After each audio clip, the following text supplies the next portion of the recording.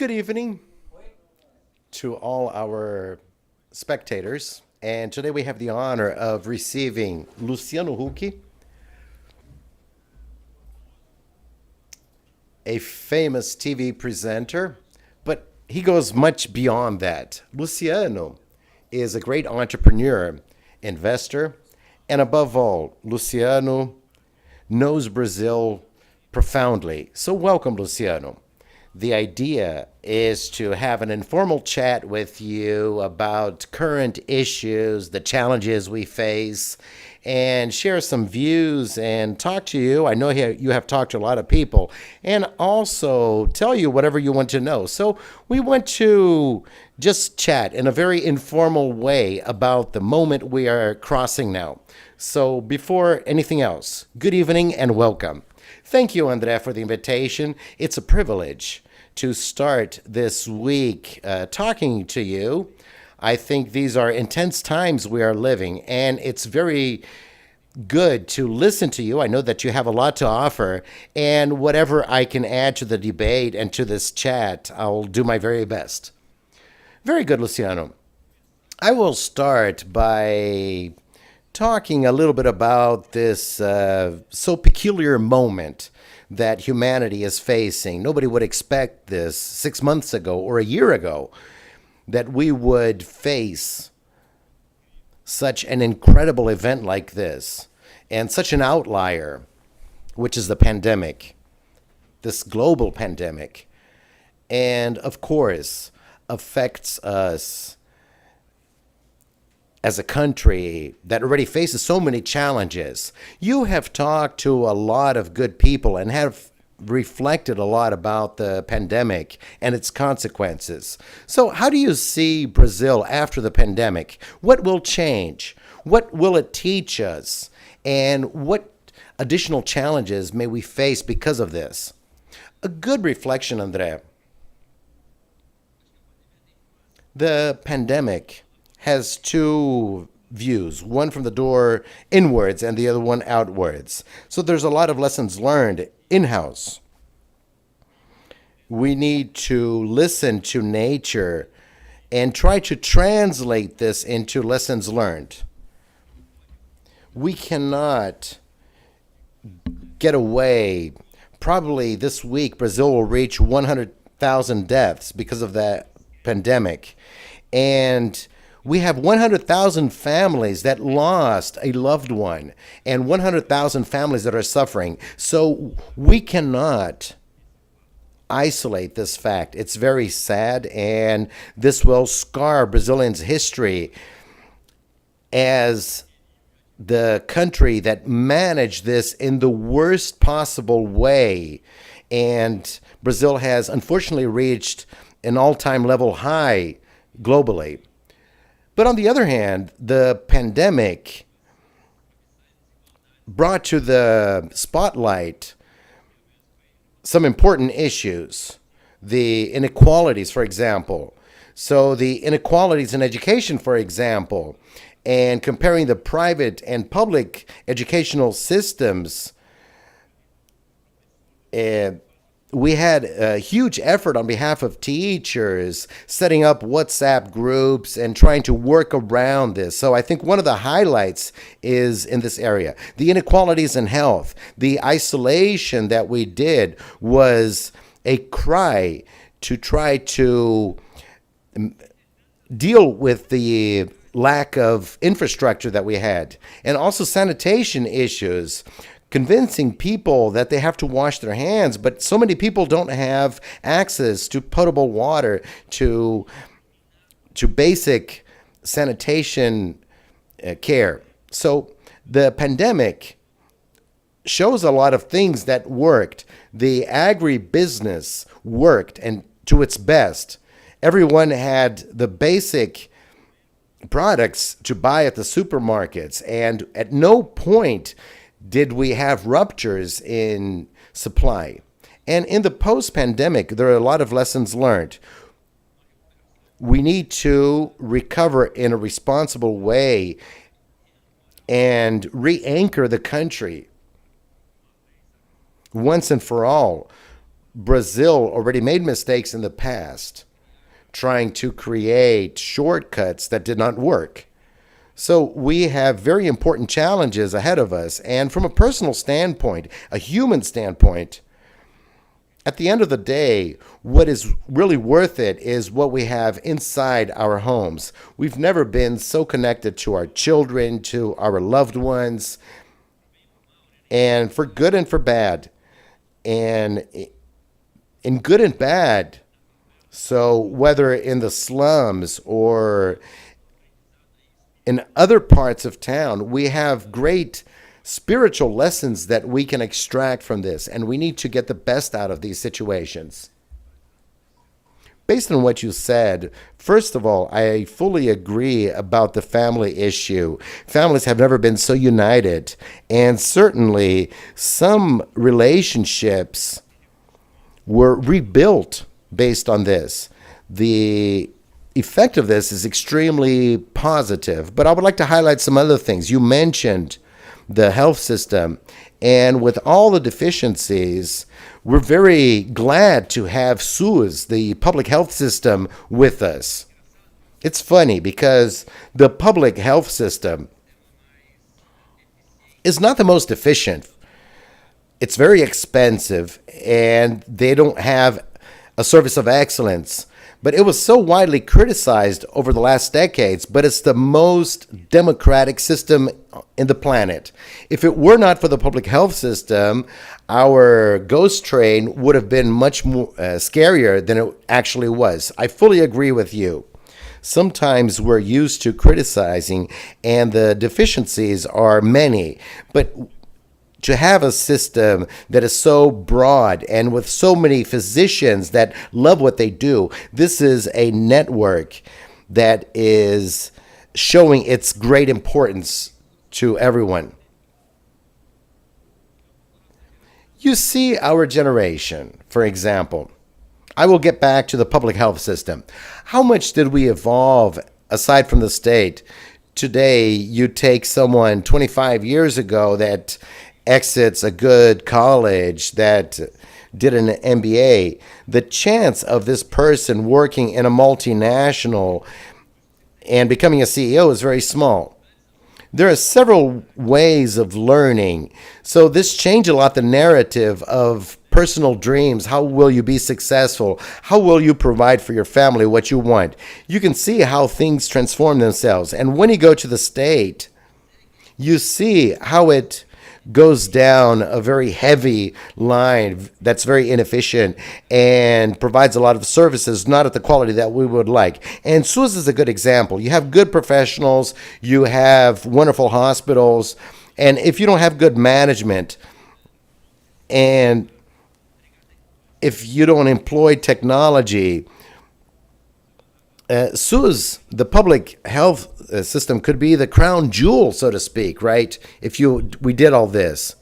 Also, Luciano, I'd like to touch on a different issue that is part of your reality, talking about your life. Another thing of this crisis that I could highlight, and I'm very proud of the private sector. If you compare Brazilian companies to companies in other countries, even those of the G7, Brazil is an example of philanthropy and dedication and love for your neighbors and participating in society. And Brazil does not have this philanthropic nature. So we always had very timid efforts towards society, but it's really impressive to see the transformation the pandemic brought to this philanthropic transformation. Do you think this can be the beginning of a new era? How do you see this unfolding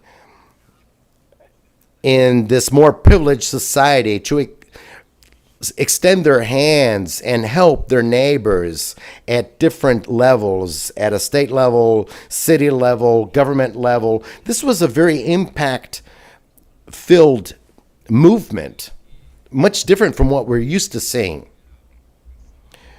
Going back to your first point, despite the suffering of many families that have lost so many loved ones during the pandemic. If we exit this cycle with a more fraternal and solidary country, this will be a very good learning.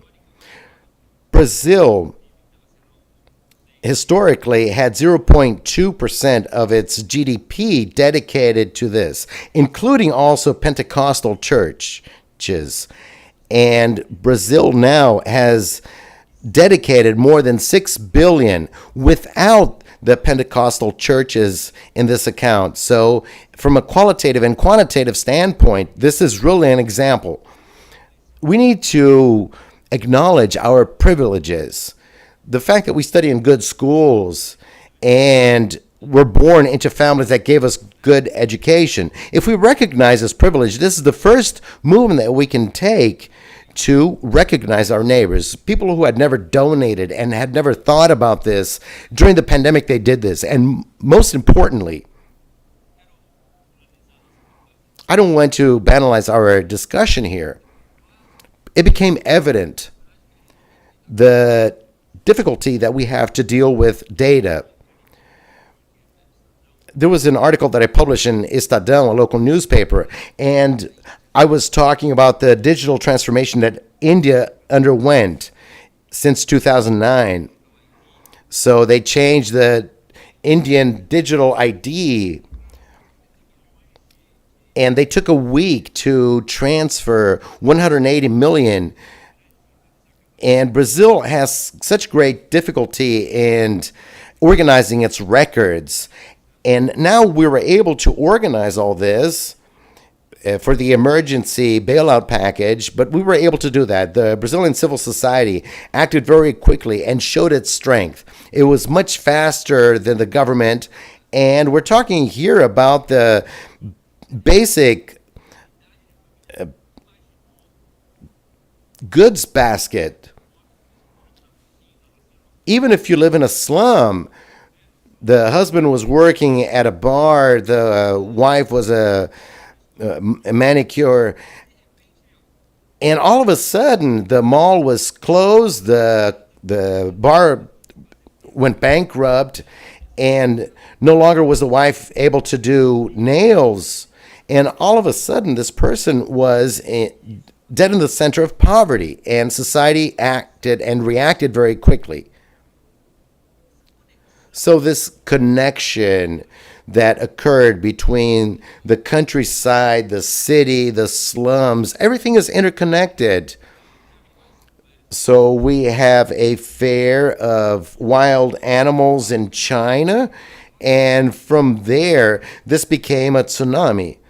So we are interconnected. In Brazil, I'm not trying to be corny here.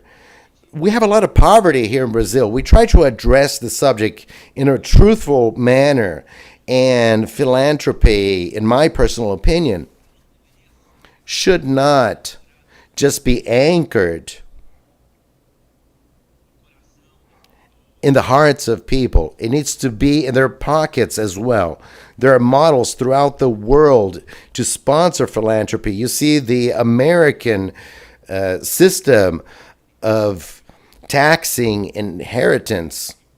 Today you tax a donation in 4%, which makes no sense to me, and you tax inheritance in a very light manner. So the richness was already taxed at the origin. When you tax someone that did not work for that, you should tax like the American model. So you might not tax during your life. This will have an exponential effect in the third sector. The most brilliant minds that made money throughout their lives, they should also think how to use this money in benefit of society. I had a very good chat with Peter Diamandis this week. He said, if you want to make $1 billion, help 1 billion people.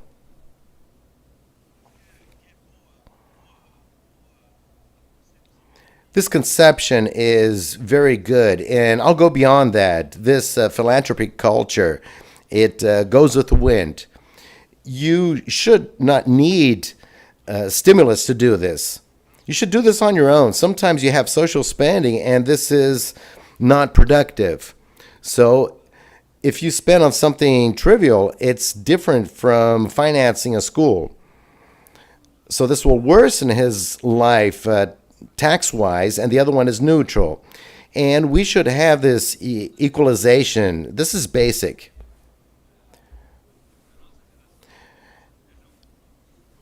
In our generation, you're probably one of the pillars that has built this very strongly. You left Tijuca and went over the world based on your competence.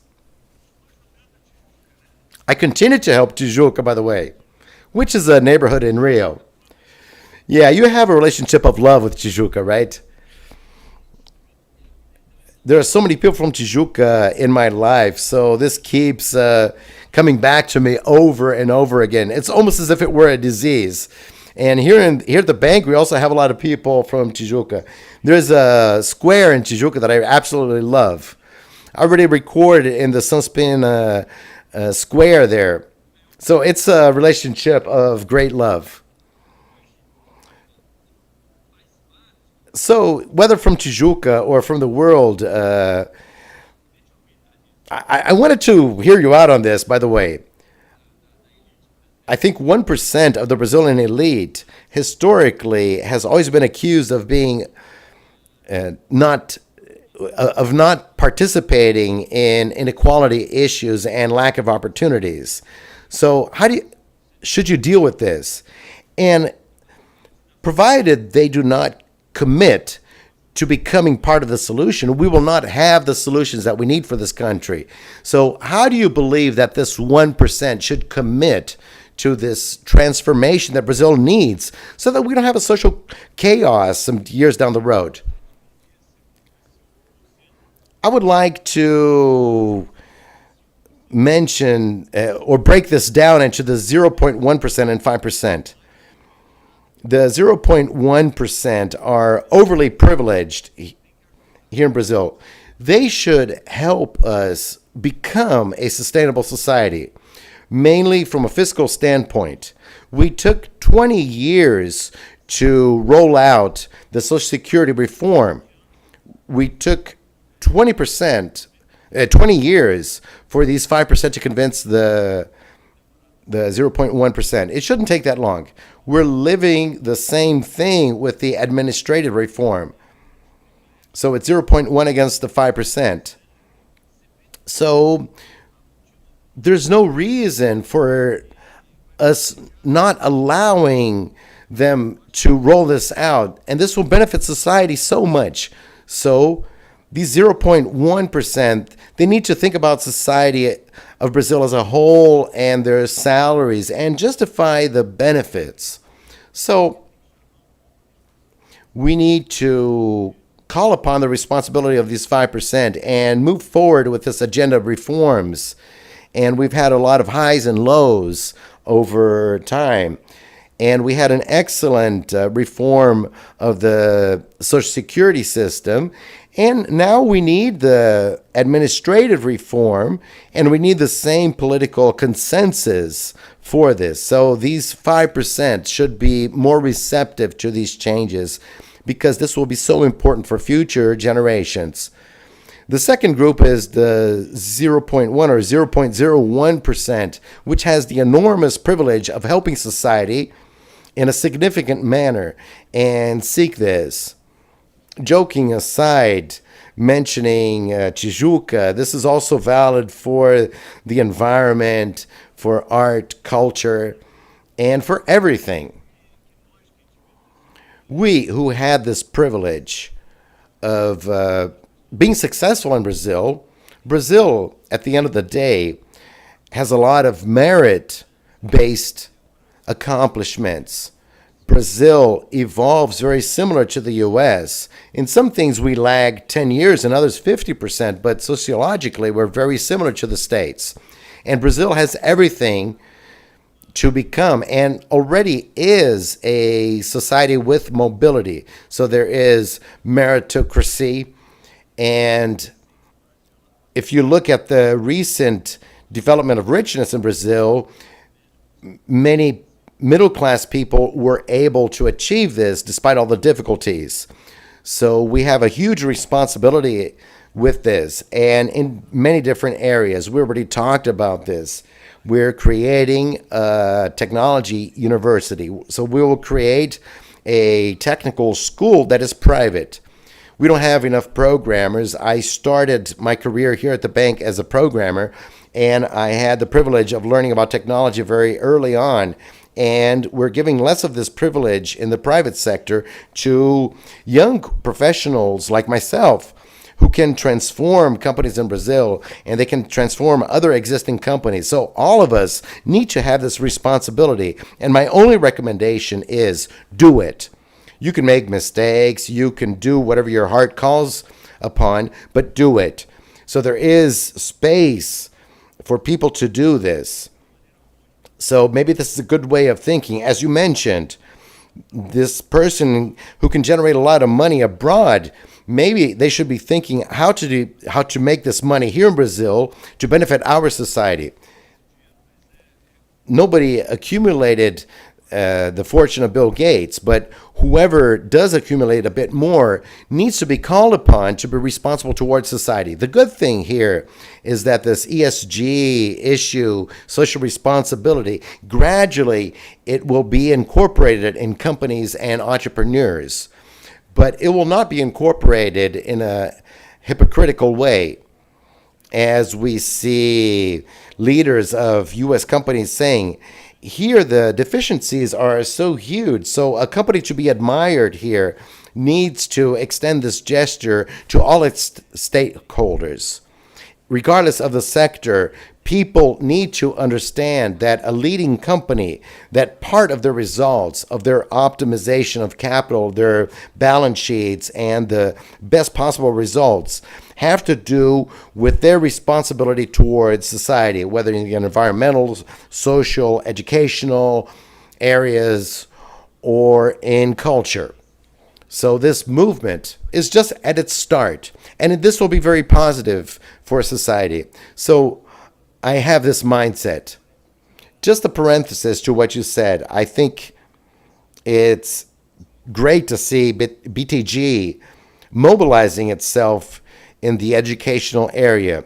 You can see large companies in the world, IBM, investing in qualified labor and investing in education in so many different ways. I just don't agree with you on one point, that Brazil has mobility, a social mobility. I have great admiration for the financial district in São Paulo. You have social mobility. You can start as a trainee and become the CEO of the bank. But if you look at the world, the average in Brazil of a guy that was born in a poor district, you need 9 generations to get there. So if you think that social mobility in Brazil takes 9 generations, you no longer have the right to dream. The other thing that I think works a lot when you go to a bank or the financial system is talking about merit-based growth. Growth based on merits. You can use this as a ruler to assess when you have the same starting point. If you take someone from Rio and another one from the slum, you cannot compare or judge using the same criteria to measure this based on merit. But education is the strongest tool so that we can one day talk about gains based on merit. I agree with everything you said, by the way. The bottom line is that the equality of opportunities is based on this. What I mean is that Brazil has the possibility to achieve this.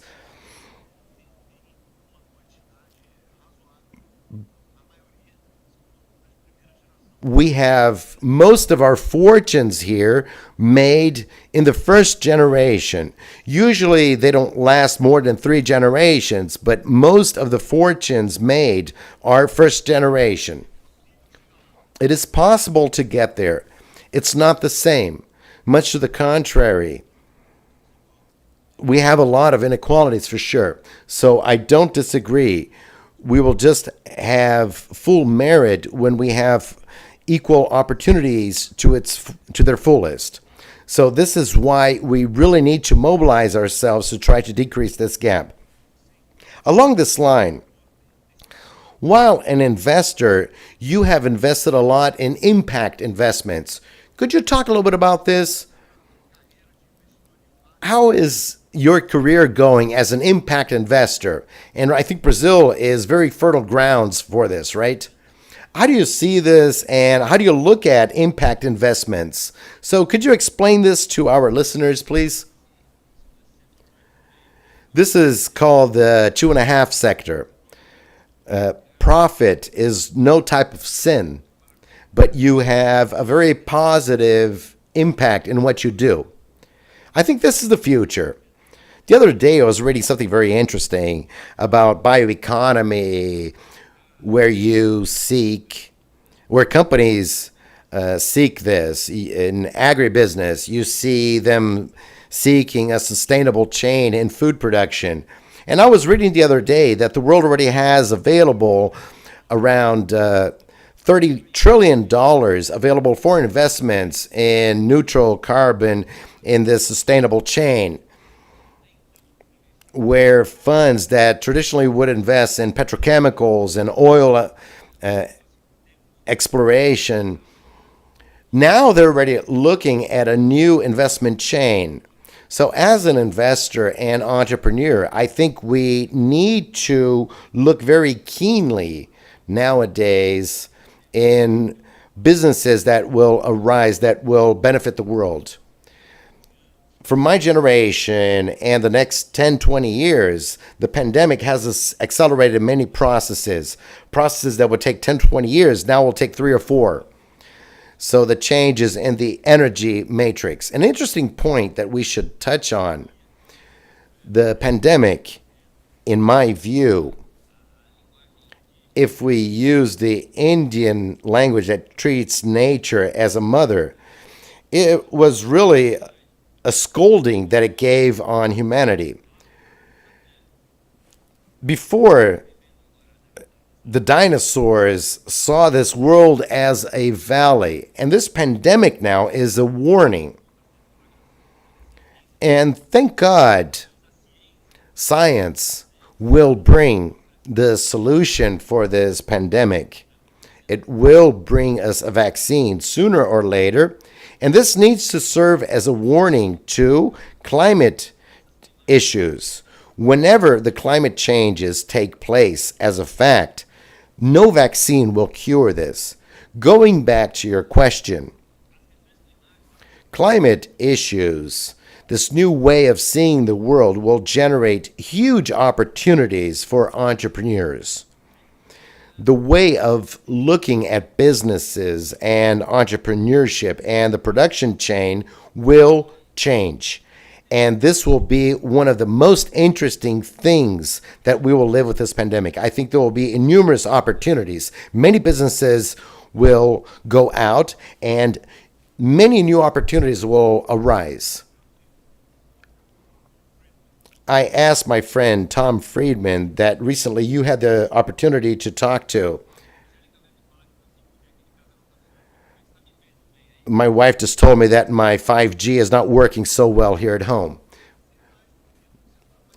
You're much more handsome than we actually see you in the video. How's my nose here in this live transmission? Anyway, my wife is always worried about my image, but I'm connected to 2 networks, but we can hear you perfectly.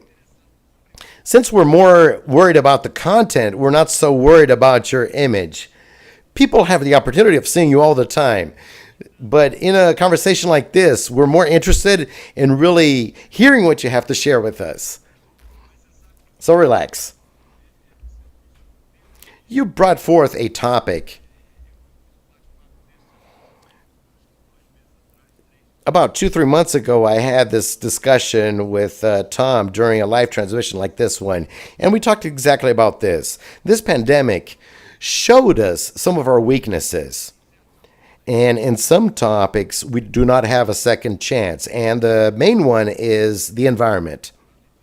We are undoubtedly facing global warming, and certainly this is related to carbon being pumped into the environment. But this pandemic is nothing compared to us having a problem with the temperature, with the global temperature rising above a certain level. So I will now shift the conversation to focus on the environment. I fully agree with Tom. We have some great messages from Harrison Ford, which is Earth talking to human beings. I've been here for 4 billion years. You've been here for 10,000 years, and you're making this huge mess. So at some point, I'll have to remove you, because otherwise you'll start really misusing me. But Luciano, recently you visited one of the most beautiful regions in Brazil, the wetlands of Brazil called Pantanal. We have a preservation project there. But how do you see this false dilemma of development and protection? How do you see all this? That's a good reflection for us to ponder on together. We met there. When we met in Davos, that was at the beginning of the pandemic. I think it was February 25th or in January. And the pandemic in January started to really pick up. When I left there this year, I thought, how should Brazil be seen in a place like Davos? My reflection is that I doubt Brazil, over the time of a generation, will produce cheaper toys than China or electronic goods in a more competitive way than Taiwan. But no other country in the world has the environmental richness that Brazil has, as well as the agribusiness that we have. So Brazil should be seen as the greatest green potential in the world, a nation that is respected as the largest sustainable agribusiness on the planet, a strong country in terms of production, and a global environmental landmark. So this pandemic is the milestone of a new era that is very painful from a human tragedy standpoint, but there are many opportunities taking place here. I will add to that and set this in the form of a question. I fully agree with you. I would even go further. Brazil is the only country, the only large country that has the opportunity of having 100% clean energy without any relevant efforts. So we could have an energy matrix that is 100% sustainable. So we have a sustainable agribusiness.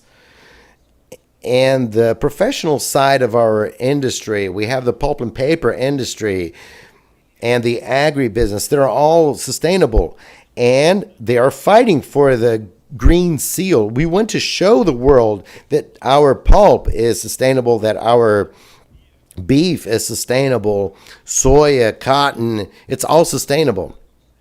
This is not happening.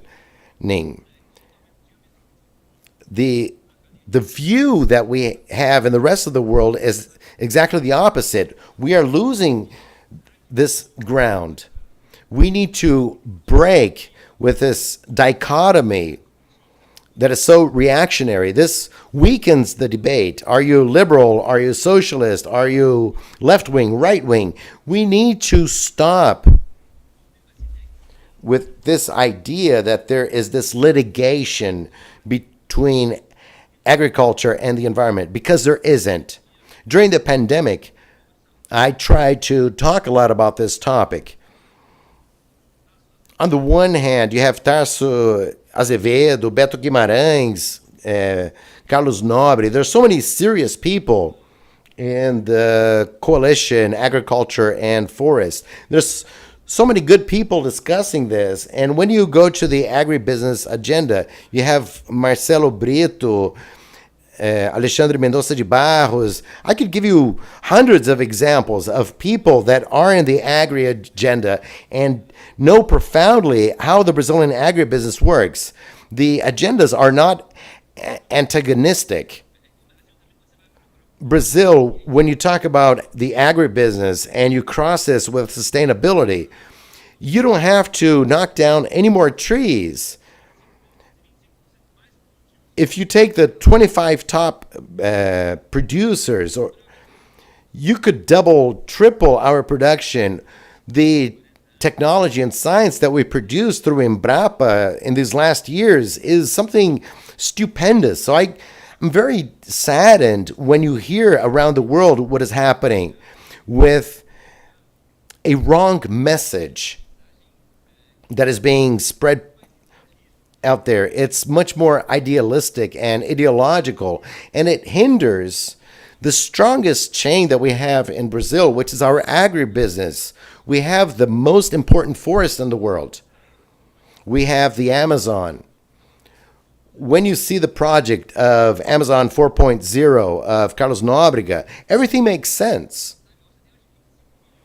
You have 25 million Brazilians living inside the forest. If you don't care for these people, you'll never affect the forest. So this is the project. If you take, for example, I was thinking about this while I was talking to you. The entire world wants goods coming from the forest. This so-called biotechnology. Cloth, perfumes, cosmetics, and we still have a model in the Amazon of tax exemptions to produce refrigerators, motorcycles, etc. So we strongly invest in this tax-free region. There's a lot of money there for biotechnology. There's a lot of money to change the type of entrepreneur and businesses that you can install there. So to sum up what you just said, I think the horse is sealed. We have everything in Brazil to be the greatest powerhouse in Brazil, in agriculture, in the environment. This is what the world wants, and we can deliver. We don't have to reinvent the wheel.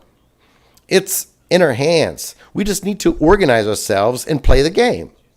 The good news is that the entrepreneurial leadership of these sectors are on the same boat.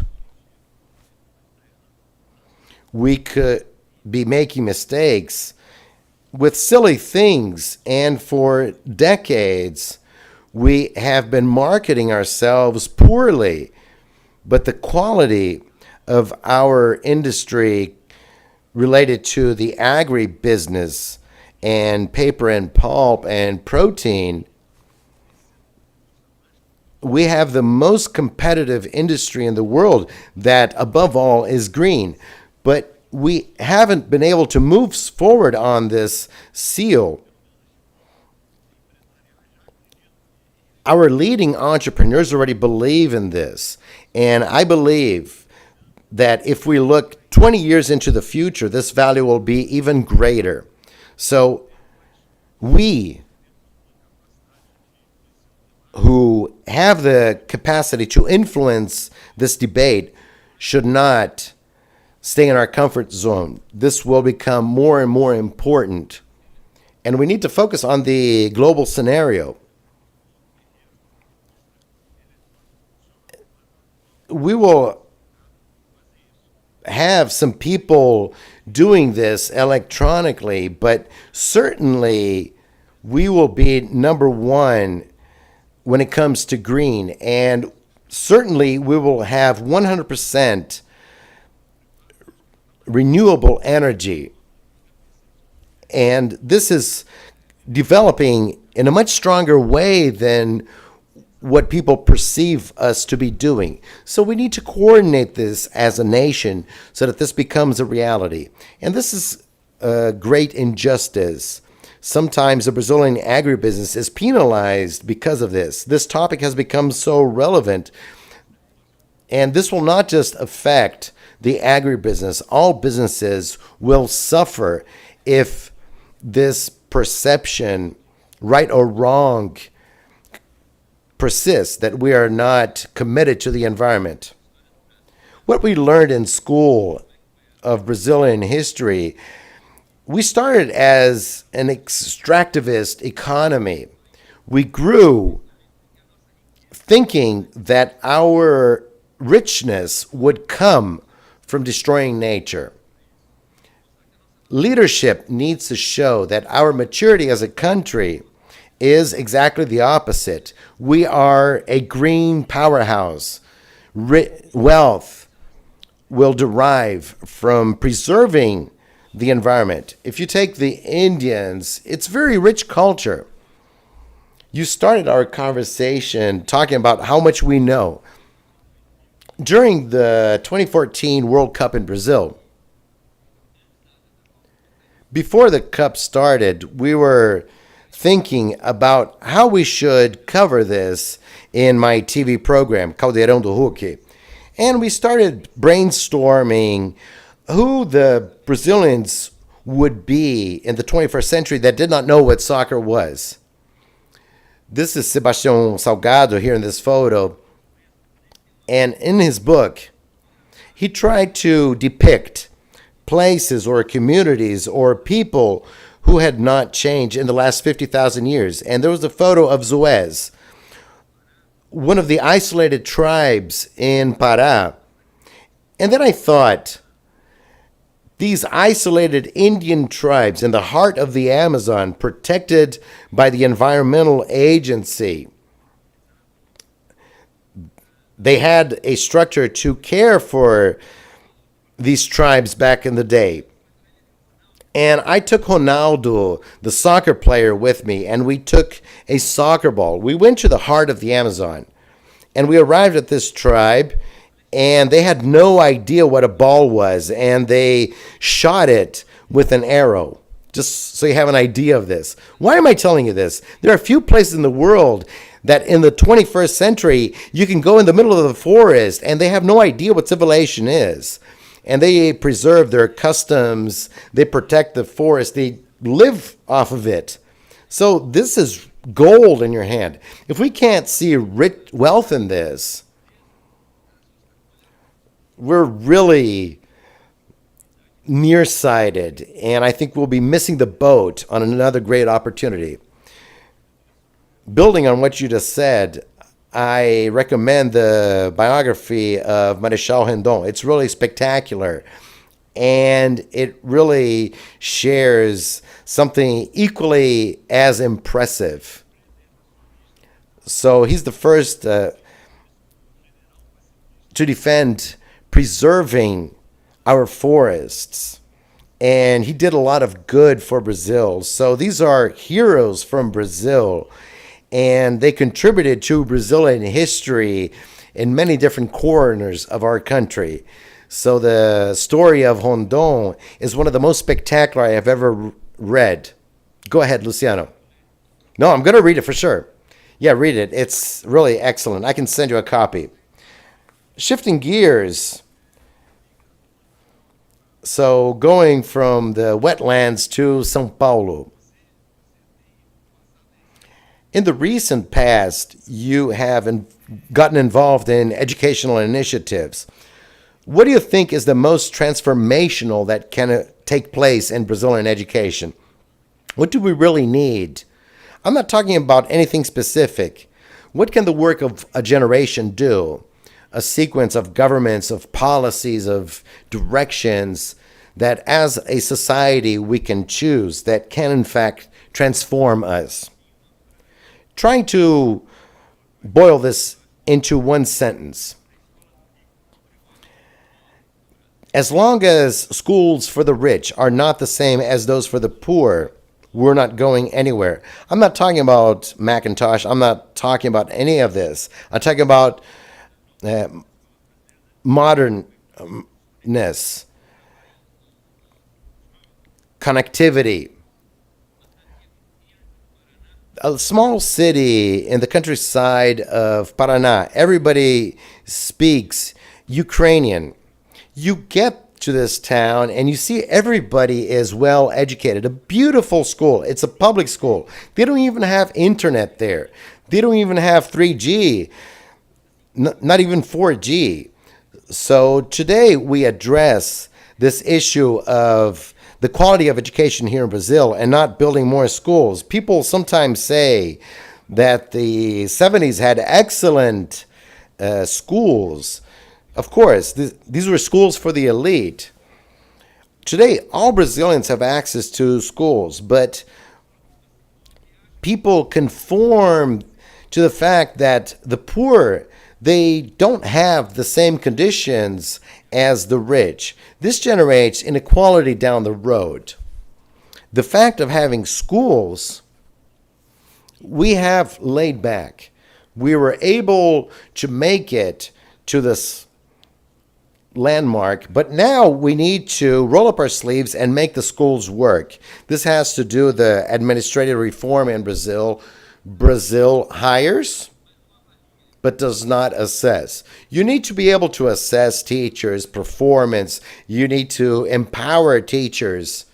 Recently, I'm trying to travel the world, and when you describe the 1980s, the corrupt, people dwelling in slums, inequality, you're probably thinking that I'm talking about Brazil. No, I'm talking about South Korea. They had all these characteristics in the 80s. In 40 years, they are a powerhouse in the global economy, and they have many programs of excellence. Why is this? Because education was placed at the forefront of their public agenda. Of course, we need to renew Fundeb. Okay, but now let's go to the second part. How are we going to invest these resources in a reasonable way? How are we going to create public policies that will truthfully transform this? How do you change the quality of public education in Brazil? This is the great discussion, and this will transform our country. So answering your question, education should be a priority of the state. The day this happens, the day that everybody's kids are learning the same things with the same quality, then we can talk about merit-based growth and many other things that we're not capable of discussing today. So I think this is the number one topic. This is the tool for transformation and to move forward on education. I'm very glad to see a consensus in society as to the relevance of education and how this boils down to the state.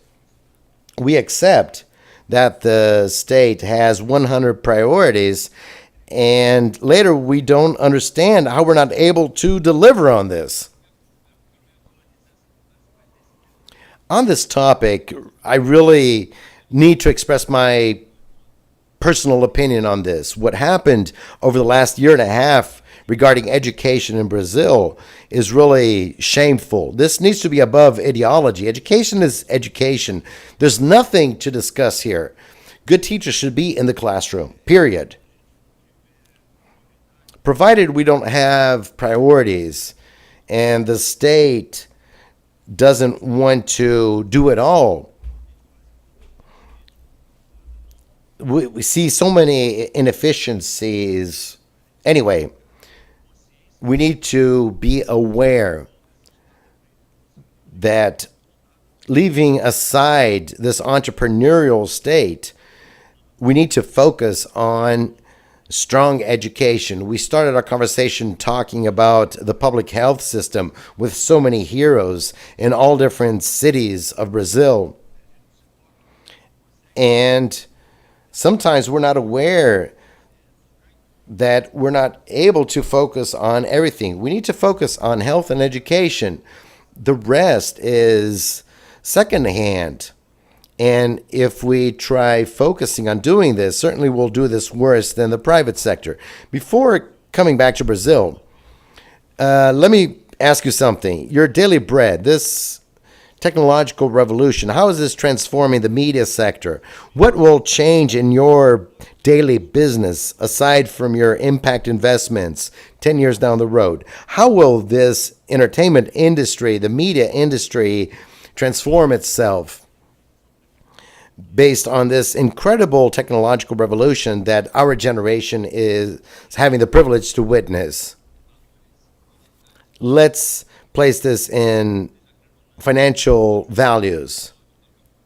I hope my audio is good, even though my image is not so good. When I started in TV 25 years ago, for you to generate quality images in your studio, you would have 4 cameras, and each one would cost $200,000 at the time.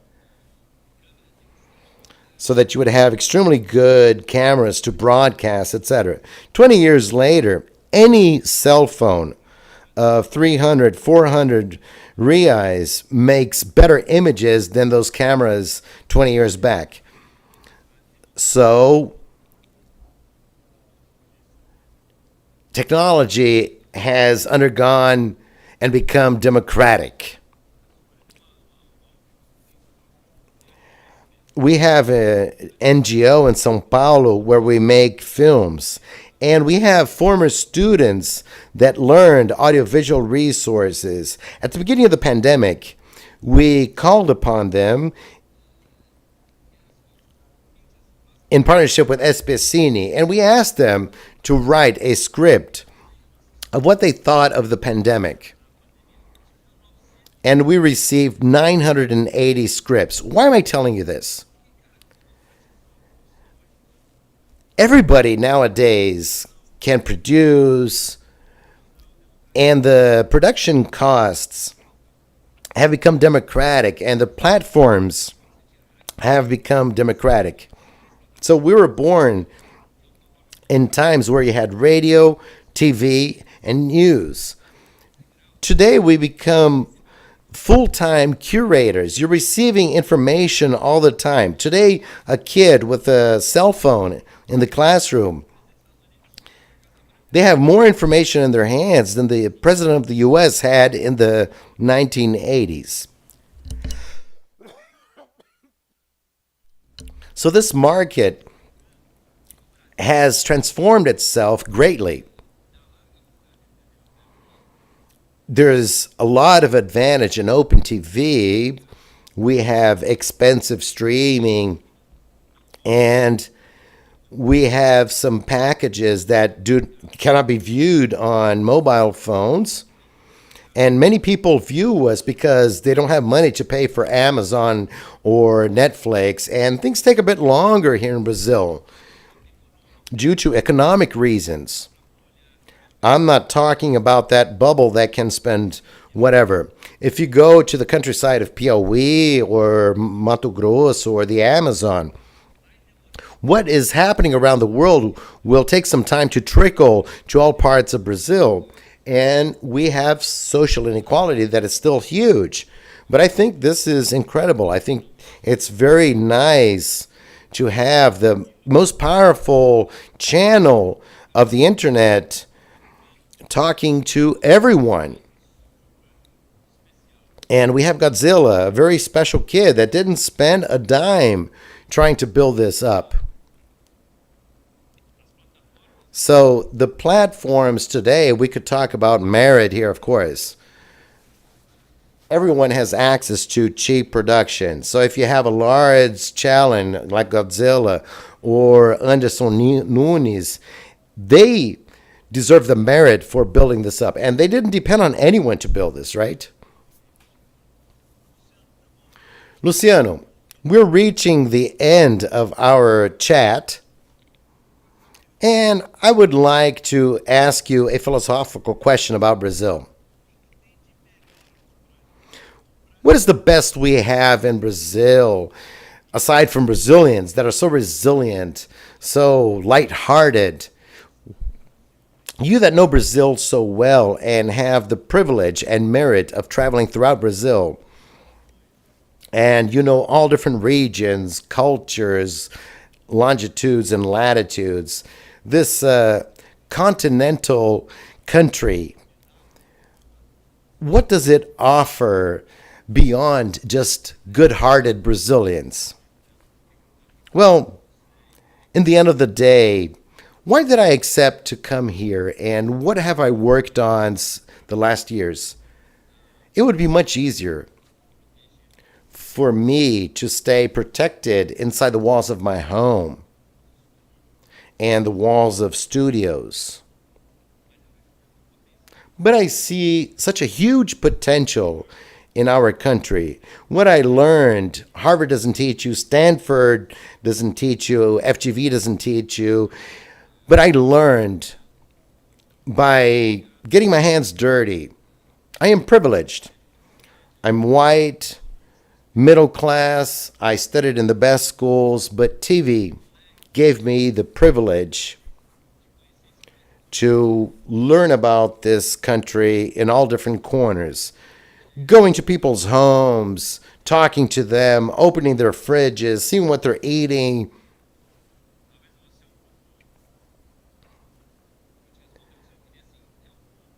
It's the people. What this country has. We don't have hurricanes. We don't have snowstorms. We don't have tsunamis. We speak the same language throughout the country, but you're received with a smile wherever you go.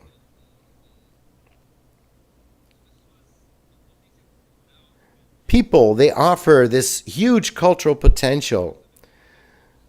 So, whenever we talk,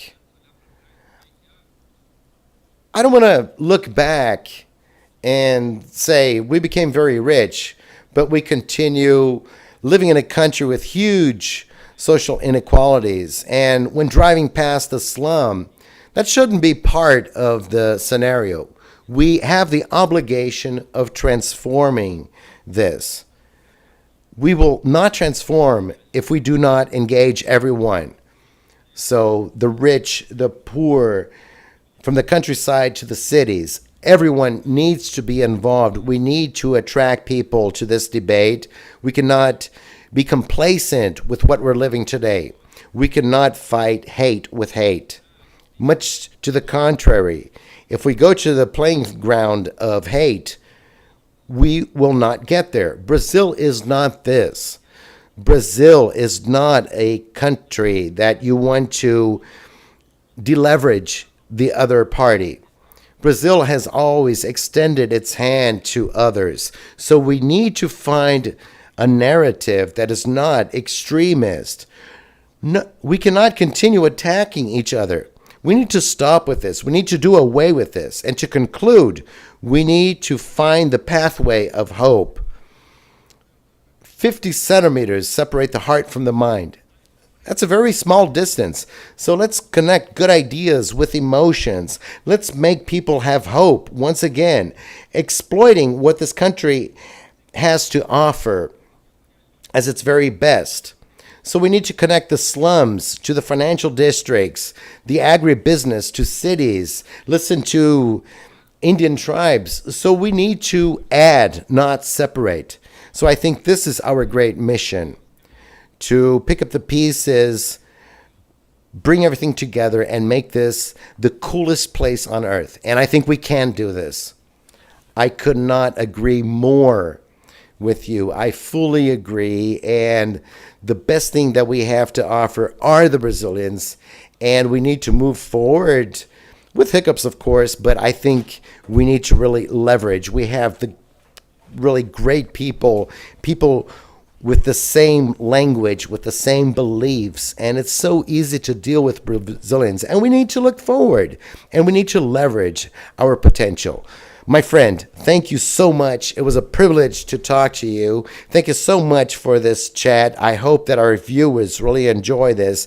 And for our viewers, thank you very much for staying with us.